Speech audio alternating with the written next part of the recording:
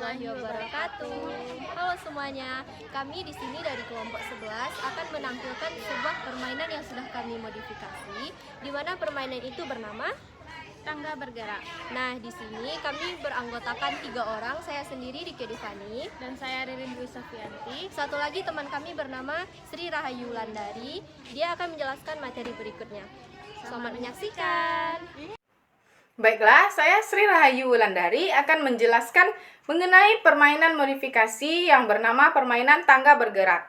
Permainan tangga bergerak adalah aktivitas fisik di mana peserta berjalan dari satu titik ke titik lainnya dengan menggunakan potongan kertas karton sebagai pijakannya.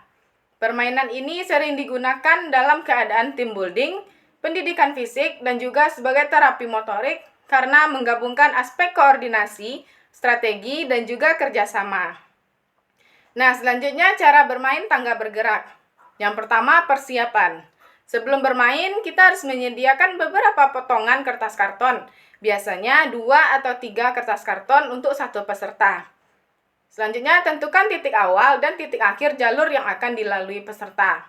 Selanjutnya, aturan permainan. Yang pertama, peserta mulai dari titik awal dengan kedua kaki berada di atas potongan kertas karton. Yang kedua, peserta memindahkan satu potongan kertas karton ke depan dan melangkah ke atasnya. Langkah berikutnya adalah mengambil potongan kertas karton di belakang dan meletakkannya di depannya lagi. Kemudian melangkah ke atasnya. Peserta terus mengulangi langkah ini hingga mencapai titik akhir tanpa menyentuh tanah selain di atas potongan kertas karton. Permainan tangga bergerak ini bertujuan untuk mencapai garis akhir secepat mungkin tanpa terjatuh atau menyentuh tanah selain di atas kertas karton.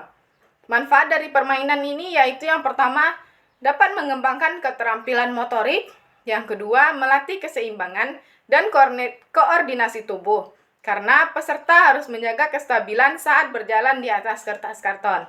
Yang ketiga, dapat mengembangkan kemampuan kognitif. Yang keempat, merangsang kemampuan strategi dan perencanaan karena peserta harus menentukan posisi kertas karton berikutnya dengan tepat. Yang kelima, dapat meningkatkan kerjasama tim dan komunikasi, terutama jika dimainkan dalam format kelompok, di mana beberapa peserta harus bekerja sama untuk mencapai tujuan. Yang keenam, latihan fisik. Permainan ini memberikan latihan fisik ringan yang baik untuk kesehatan tubuh dan kebugaran. Yang ketujuh, meningkatkan fokus dan konsentrasi. Peserta harus fokus dan berkonsentrasi penuh untuk menghindari kesalahan langkah yang dapat menyebabkan terjatuh. Permainan tangga bergerak dapat dimainkan yang pertama secara individu. Setiap peserta berusaha mencapai garis akhir secepat mungkin. Yang kedua, secara kelompok.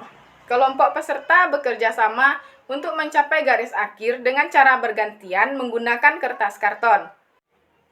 Yang ketiga, bermain secara balapan, yaitu beberapa peserta atau kelompok bersaing untuk melihat siapa yang bisa mencapai garis akhir terlebih dahulu.